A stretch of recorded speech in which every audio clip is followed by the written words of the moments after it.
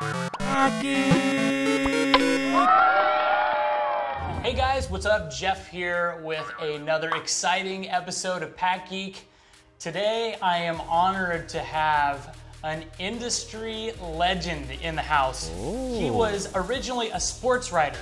He was then the marketing director at Donruss, publisher of Beckett Magazine, and currently the hobby marketing manager at Panini America. Ladies and gentlemen, Tracy Hackler is here, and I am super excited. I met Tracy a few weeks back, and we immediately hit it off and had a lot of hobby stuff in common. He likes MMA as well, so but we're gonna open some cards for you guys today. But so Tracy, man, you've been in the hobby for a while. So how did you get started in cards? All right, before we get there, I just want to call a timeout. I want to hire you to come with me and be my barker, like my ring guy. I'll be your agent. I'll do it. Let's do it. All right. And I want you to talk. I want you to call my wife when we're done here and say that same stuff that you just said. Ms. Hackler. Thanks for having me. Of course. This is going to be a lot of fun. I love what you do, and I'm honored that you asked me to be a part of it. So, well, Tracy also has a great video series too. So after you watch this, go check out the Panini American videos. They're amazing. So. Yeah, thank you for that. So I started collecting like so many people my age in the mid to late 70s. Okay. I had an older brother, Tim, and we would ride our bikes to 7-Eleven on the corner, and we'd get a Slurpee, and we'd get a pack of football cards usually, and that was about 50 cents is what we spent. And I've got so many vivid memories of us getting outside the store, standing in front of the 7-Eleven trash can, flipping through our stuff, and if we didn't get the players we wanted, they went in the trash. Oh no! And that phase lasted about, I don't know, 6-8 weeks. And then we figured we might as well keep them, and that's where it started. And back then, obviously, we didn't have sports 24/7, and we didn't have it on our computer, and we didn't know stats and stuff. And so we used cards in a practical manner to learn about our favorite on-field guys. Sure, look at their stats and figure out, who they played with, when their rookie year was. What they did in the off season, like their jobs and stuff. And so that was our very archaic internet. And we all memorized the stuff, and we talked about it at recess. And then that's kind of where the passion started. And I think if you grow up as a sports fan, trading cards have always been a great way to connect to that and stay connected to that sport of your choice. Sure. So you've been in the hobby for a while. Are you still a collector after you were a collector, then you worked in the hobby for all these years, and you've been inundated with this? I have. I've been really blessed. I've been lucky enough to turn this childhood hobby into a career. It's still I'm still blown away by that fact. But yeah, I think once you're a collector, you're always a collector. I mean, I don't know how you lose being a collector. I mean, I can see if you become disenchanted with the price of things, or how many things have been made and you can't get every one of them anymore. So I get that, but then you just have to be realistic, and you have to modify your wish list or your want list. I can't have every John Elway card ever made. It's impossible for me to do it. Because, huge Broncos fan, by the way, in case you haven't seen the t-shirt. My wife would kill me, and there's not enough money in the world for me to get every John Elway card. So then I buy John Elway cards that I need from back in the day, or if there's a new one that comes out that looks cool, I try to get it. There's always a need to collect if you're a collector. I still collect stuff. I'm a pack rat. You've been in our office at work. Whew, I've never grown disenchanted with it. I love it. Well, now, so for me, I think about people who work in a card shop and have a hard time fathoming what it's like to be around cards all the time and not just open all the packs or search all the sets. That's one thing, but working at an entire card company where you're actually creating cards in-house, what is that like? Working for a manufacturer, I was lucky enough to work for Donruss Playoff before, and and I've been really lucky to work at Panini America for, man, 8 years now. But to be on that side of the business is really fascinating. Every product that makes it out is something of a minor miracle because there's so many steps in the process, stuff that I would never fathom happening with the production of a trading card when I worked at Beckett and I was critical or designs or how could they have that typo on the card? Man, it's amazing that every card doesn't have a typo because it's a lot more complex than a lot of people realize. And so I gained an instant respect and even went back and apologized to some folks. It was accurate at the time, it wasn't fair because I didn't know what all went into it. It's phenomenal to be on that side and to see things first is pretty cool. Like when there's like new innovations or something. And I get to see it kind of in the very beginning. Oh man. It's cool. So, what did you collect as a kid? Like what, you mentioned football cards. Mm-hmm. Was it specifically just football cards or did you collect baseball or basketball? We not much basketball. We primarily collected football and some baseball. Okay. My brother and I remember we used to play, I think it was 7 orange backs with the game on the back of it. Okay. Was that 77 tops, 78 tops baseball? I don't know. But it was a very primitive game, but it was like you picked your cards and every card back had a hit, home run, double, single, and my brother and I would play that for hours. Nice. We didn't care about the condition of the cards. Yeah, it was more about the game. Exactly. That came with that. So we primarily collected football and baseball, but then my brother was real big on he had some Star Wars cards. Okay, sure. And we just bound them with rubber bands, man. And we didn't really think about the condition back then because they were practical. Right. It was more about collecting or trading than it was I'm trying to keep this as pristine as possible. Yeah. So and that's where we spent most of our time in just boxes, and we would just grab a shoebox and laugh at some names or some afros, or whatever. Sure, and great pictures, especially from the 70s. Yeah. So you have some kiddos at home, right? Yes. Yep. Do either of them collect? So I've got a 17-year-old and a 14-year-old, and they like cards, and they have their favorite players and stuff. But they're not. I think because I'm involved in it as a career, I think they maybe take it for granted. Sure.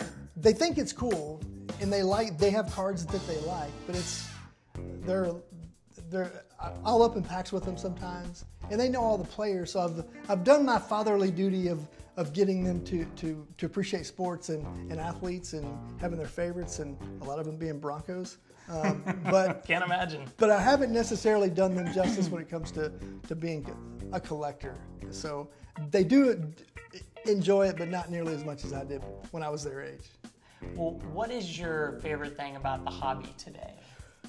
I think we talked a little bit about it before we started rolling, but just the passion of the collector, the seemingly countless passions kind of within this of guys who collect.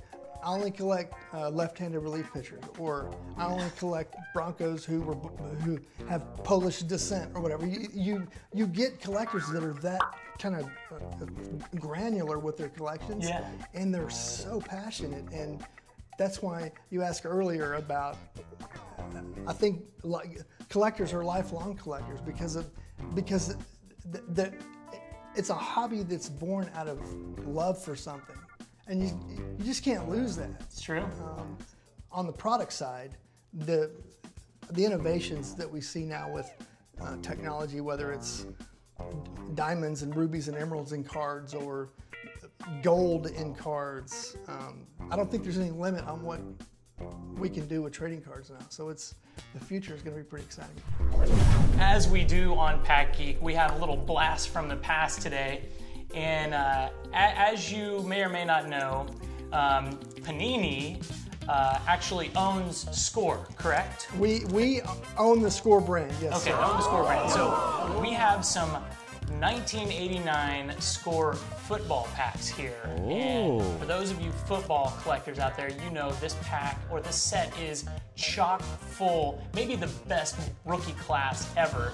I've got a list here just because I don't want to leave anybody out, but of course we have Barry Sanders, Troy Aikman, Michael Irvin, Chris Carter, Rod Woodson, Tim Brown, Thurman Thomas, Deion Sanders, and my own personal favorite being a Kansas City Chiefs fan, Derek Thomas. Yeah! These are, what a rookie class. And I just remember when these came out, the Score were always a little bit more high-end and a little bit tougher to find than I think Pro Set was the other brand, and Topps, of course, was out at the same time. But Score ended up that year really being the go-to brand for football cards. I'm not quite sure why they ended up, if it was a limited printing or if people just like the pictures because they're really attractive pictures, but it was the set to get, and it still is, so I'm excited to be cracking some of this. So here is, if you want to use these, you're more than welcome to. You might not need these. I'm going to use a pair myself. Yeah. Well, I do it just so I don't ding up the cards, but Pretty cool. All right, I'm going to try one without scissors. Right. These are a little bit different I wish you packs, luck, so sir. I can't use scissors because if I do, people are going to... Oh, okay. Is that it? No, it's just that I've been faux doing pas? this. Well, it's just yeah. I mean, you want to. The thing I love about the wrapper though, here, I'm going to show this one. Yeah. Is this random photo quality on the right bottom right left corner? Photo quality. Is that like a sales point? I don't know. I don't know. I guess that's a step up from a sketch or yeah. Yeah, it's Art Monk, man, I love it. I got my Magic Motion trivia card here. All right, same here. Football trivia quiz. That's pretty sweet. Lucky. What Eagle holds the team record for most yards rushing in a season? I want to say it was. The choices are Steve Van. Herschel Walker. No, I'm going to say it was Wilbur Montgomery. It was Montgomery with 1,512 yards. All right, we already have our first hit here. Thurman Thomas rookie. Love that. That is nicely centered. The great Carl Mecklenburg. Very nice. Obviously, Of Denver fame. Denver Bronco great. Yeah. Hartley Dykes, man, that. Timmy Newsom, former Cowboy great Nick Lowry. Oh, man, Bubby Brister, Mark Clayton. Oh, the great record breaker, Steve Largent. All right. I love it. This is it's a blast from the past, dude. So you don't open old cards very often. You open a Yeah, ton of it's new all product, but you new don't get a stuff. chance to open Yeah. in these old ones. No, I good. don't. So this is like, because I can remember being back at 18 or 19, whatever I was when these came out. Welcome to PackGeek. I love PackGeek. Green Bay Packers trivia quiz. All Say, right. who threw the most consecutive passes without an interception? Bart Starr, Milt Plum, Roman Gabriel, and Norm Snead. I always like Bart Starr. Yeah, on any that's trivia. the obvious, right? Yeah, of course. Star of the Packers with 294. Ew. Whoa. Hey, we got doubles here. Oh, Thurman again. The thermometer. Thurman Thomas. Dean Biasucci, that's a great name. I need one of the rookies, though. I want to get one of the rookies. Carl Lee, All-Pro, Tim Brown. You need to pull a Barry Sanders here. Dallas's own Tim Brown, by the way. Hey, nice. He is from Dallas, isn't he? He is. He went to Woodrow Wilson High School, yeah. Very cool. Nice. And Let's pull that out and put that on the big hit there we pile go. there. I love big hits. And the thing that's cool for me to kind of open 89 Score again and then know that we've recently done autograph cards of Tim Brown that are in 2017 products. Yeah. So that's... I really appreciate that some of the newer products are bringing back some cards from the older players, because some of us, like myself, aren't as familiar with some of the newer players, so I get a kick out of seeing the guys who I recognize. That brings me to a great topic. Like, what do you think is a good way for us to get kids more involved with the hobby these days? Because, you know, when I started collecting, it was almost exclusively younger people. Now it seems like it skews a little bit older, but how can we get that young population back interested? I mean, it does tend to skew older now. I think we still make products for kind of every price range. Gotcha. One of the big misconceptions 10 years ago or so when the media was doing stories on have trading cards price kids out of the market. What's true is that there are more high-end products than ever before. But what's also true is that they're also still, Score Football, we're still doing it. It's $1.99 a pack, but it's cheap and it's cool. There's autographs in it now. Right. Memorabilia cards. Can you imagine when you were a kid pulling an autographed card out of a pack? It would have blown your mind. Mind-blowing. I mean, I have friends who come over and they'll look at a card or something and they'll pick it up and it'll be autographed and they'll say, "Is that a real autograph?" And I'm like, well, yeah. You guys put autographs on cards? Well, you know, they used to have the was it facsimile or the photocopied autograph Facsimile on there? signature, yeah. So do you remember Tony Mandarich? Yeah, absolutely. Now, that guy was a huge deal back in '89 and early '90s, and I think maybe coming out of college, he was one of the top draft picks. But he was number one, and he might be one of the. I wouldn't say this, but the experts will say that he's one of the biggest busts of all time. I don't think this that's is a Broncos necessarily an inaccurate statement. Football trivia quiz. What does it say? Do we have any Broncos fans in the house? Jack Christensen of the Lions scored a record 4 touchdowns on punt returns in 51. Who equaled the mark in 76? Floyd Little, Billy White Shoes, Red. It's got to be Rick Upchurch. Boom. Nailed it. Nailed it. I'm going to put this on the big hit pile. Okay. The Broncos quiz card. How you doing over there? Any big I want one of the hits? rookies, man. I'm may getting have a lot given of really myself cool cards. all the good packs here. Keith Jackson. Never give up. Oh, look at Sammy Winder. I'm going to give this one to you because I know you will appreciate it more Ooh, than the other person opening packs. You didn't mention him when you're rattling off the list of good rookies, huh? Steve Atwater rookie. Now that guy, he was infamous for the hits he used to lay on people. He was vicious. He was, yeah. His that play that he was involved in Super Bowl 31 near the end of the game against Brett Favre, and the way that he brought the hammer. Yep. Knocked himself out too, but it was fun to watch. Other than a Steve Atwater rookie, that was kind of a dud. Oh, look at pack. these two back to back though. The Nigerian Nightmare. Yes. Your guy, Christian Christian Okoye. Okoye. Man, talk about a scary player. Do you remember he would just blow through people? What about that guy though? Oh man, one of my favorite players of all time. We got to show that. One of the best athletes ever in professional sports, Bo Jackson. Oh, yeah, he was fun, and we got to see him play baseball in Kansas City, so that was a treat because that guy, wow, man, he was exciting. You know what's cool about Score too? Cause I think I'm starting to understand what photo quality means. Okay. So like, you don't see this a lot today, but you've got a real vibrant color front, and then you've got a different kind of vibrant photo on the back. It might have been just the fact that they were that nice glossy.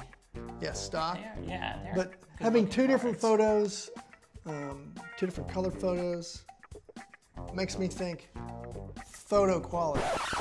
You know what I'm saying? That's true. I'm going to see if I can get that on our new boxes. Just throw it out there and see what they say. Let's see if we can make that happen.